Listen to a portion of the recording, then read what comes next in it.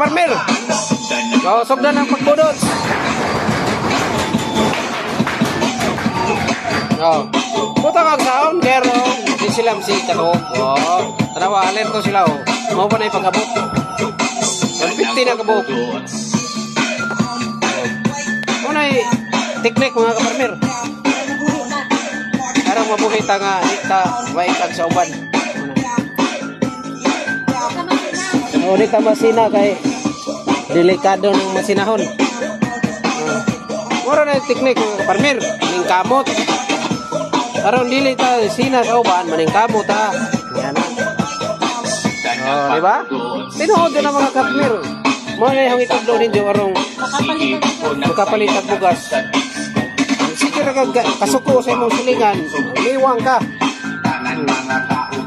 Wala oh. Oh, di ba?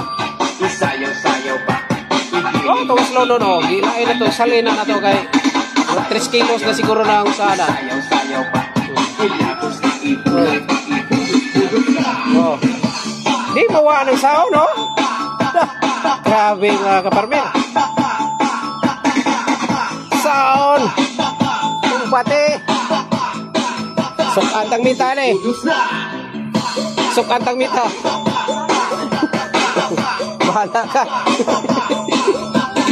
Oh, ano kapikas nga kaparmer? Kana 150 na bago nang abot. Aron pa dyan na. Risko pa. Oh, di po na itong ko do.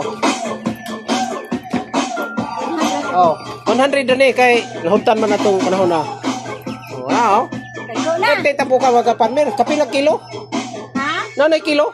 Ba, wala. Grabe mga kaparmer. Uy, dutas mga lawas. Uy. Ora mga kaparmer oh. 15 days yun. 15 days pa ni mga kaparmer pero sobra. Hapit na ni mo kilo. Ah, hapit pa ni mo kilo. Hapit pa. Hapit ra ni. Oh, tanawa lang mo lawas mga kaparmer oh. Oh. Sus. Stilaan mga kaparmer. Way balibo. Arang mga tambuka mga kaparmer. Ay, bujag.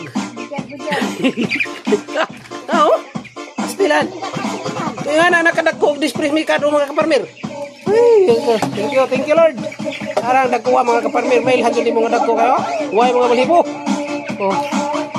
Mo na itong giandam karong 27 na itong harbisan eh. Okay, thank you God. Thank you for watching.